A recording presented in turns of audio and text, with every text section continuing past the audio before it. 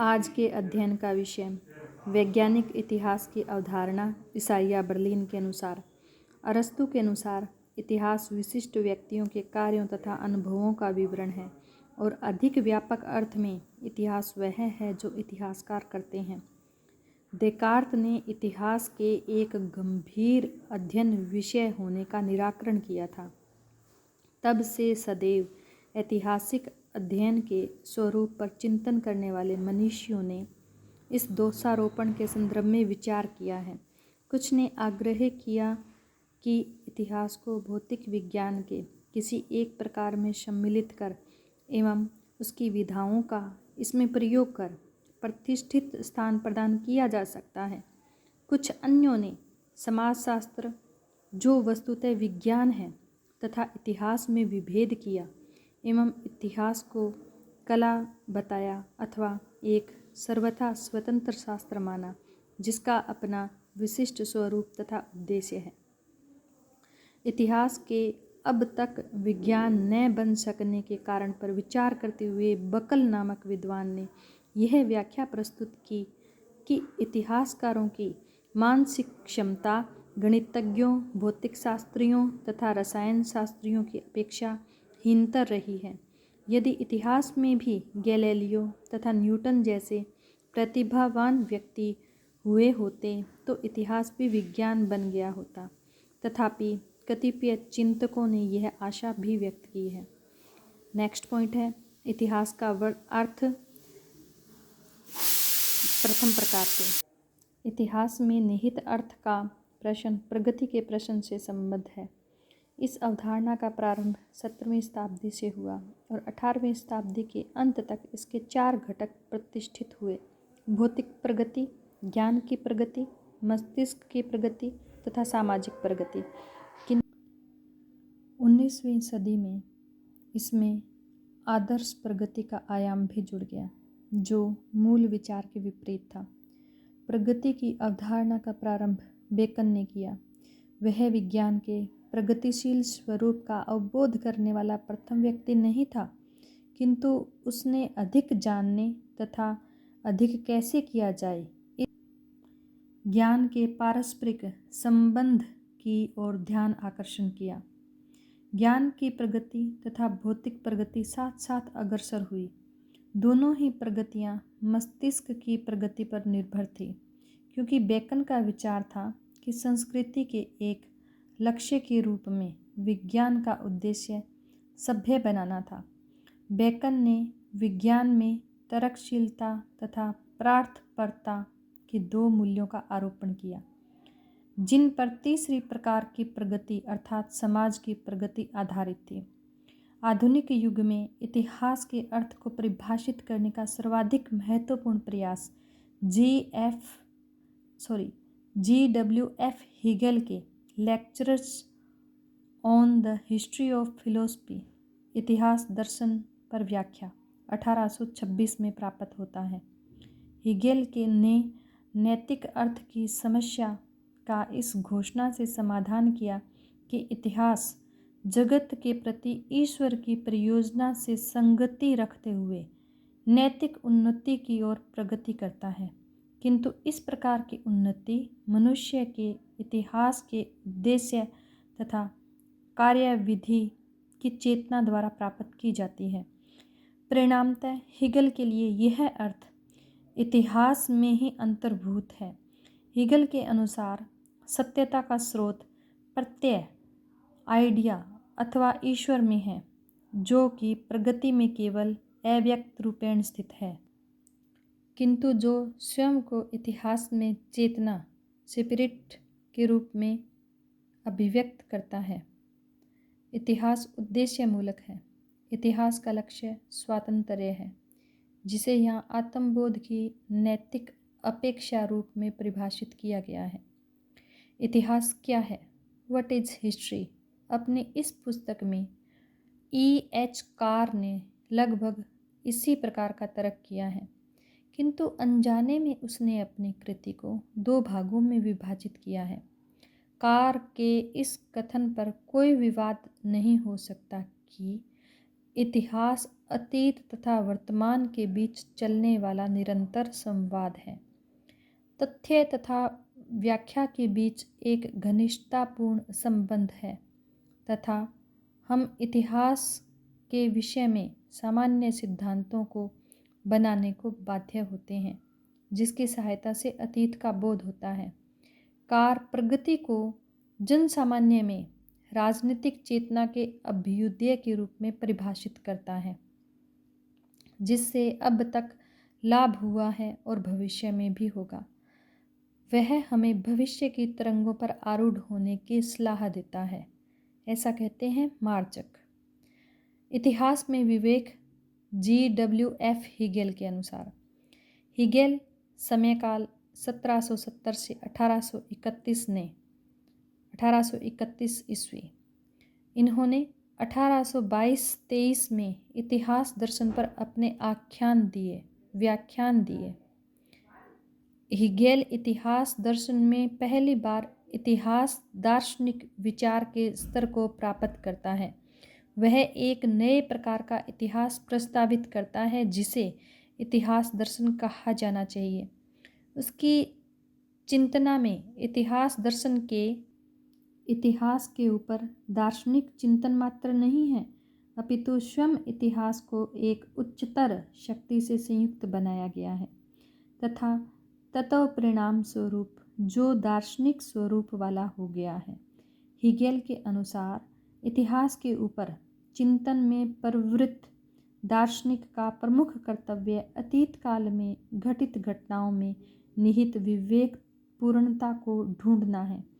विवेक अथवा बुद्धि ही विश्व का सार्वभौम शासक है और इस कारण विश्व हमारे सामने एक विवेकपूर्ण प्रक्रिया प्रस्तुत करता है। इतिहास का चेतना के जीवन से संबंध है। चेतना की मुख्य विशेषता आत्मगति अथवा स्वातंत्र्य है। इसके ही आधार पर अन्य आध्यात्मिक विशिष्टताओं का अस्तित्व बनता है। इस स्वातंत्र्य का बोध ही इतिहास का लक्ष्य है। इस लक्ष्य की प्राप्ति इच्छा शक्ति द्वारा होती है। हिगेल के अनुसार मनुष्य वे चाहे अथवा नहीं एक विवेकपूर्ण लक्ष्य की ओर बढ़ते रहते हैं।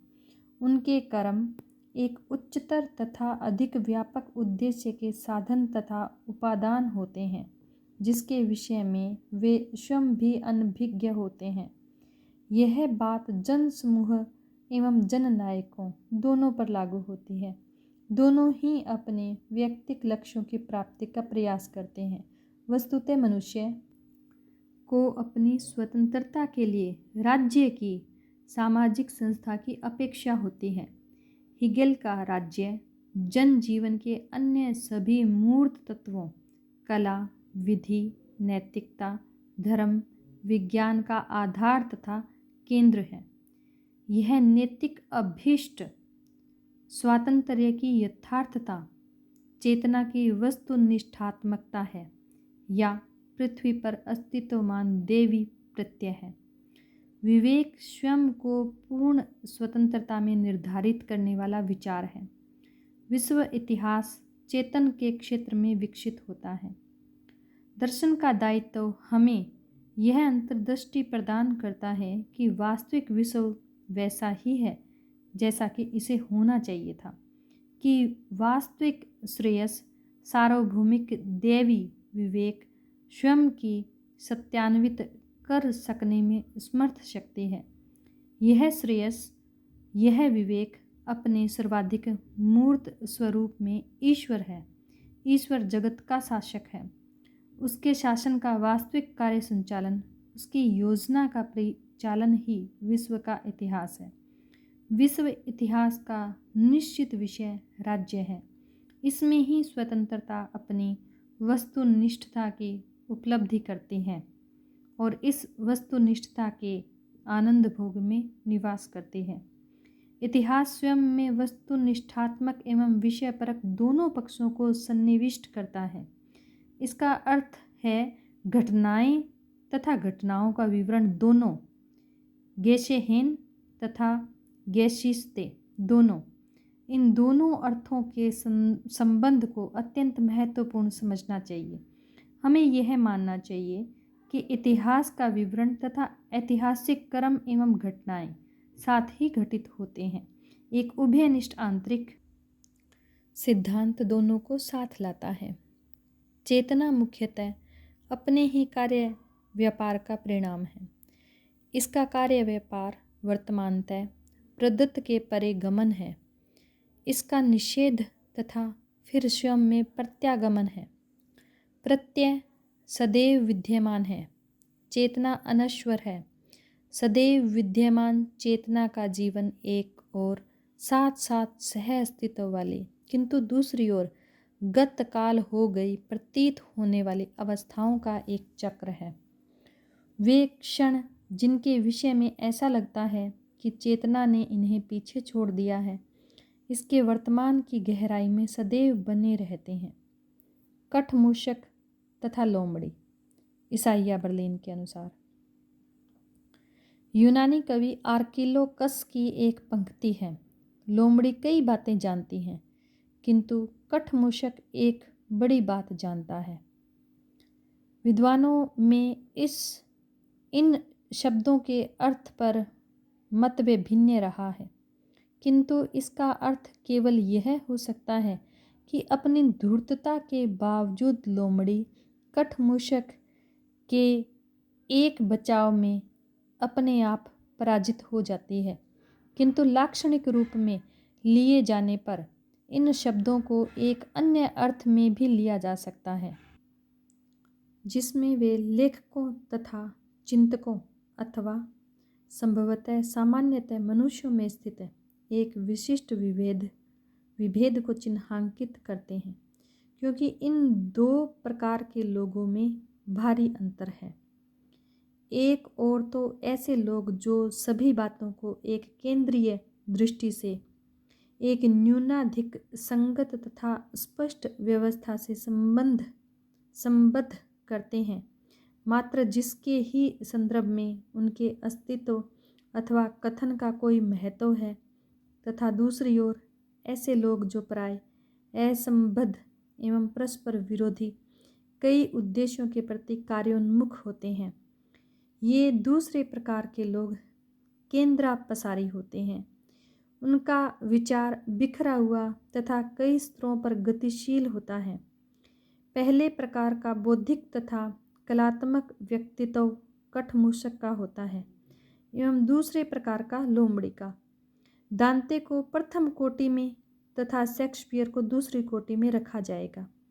ईसाइया बर्लिन यहाँ जो उपकल्पना में प्रस्तुत करना चाहता है वह यह है कि टोलस्टॉय स्वभावतः लोमड़ी था, किंतु अपने को कठमूषक मानता था कि उसकी प्रतिभा एवं उपलब्धि एक वस्तु है एवं उसके विश्वास और परिणामतः अपनी उपलब्धि के विषय में दूसरी वस्तु और इसके परिणाम स्वरूप उसके आदर्श ने उसे तथा जिनको वह अपनी बात में विश्वास करा सका उनको वह तथा अन्य क्या कर रहे थे अथवा क्या करते, इस बात की व्यवस्थित ढंग से गलत व्याख्या प्रदान की है। इतिहास क्या है E.H. कार के अनुसार। अगले अध्ययन बिंदु में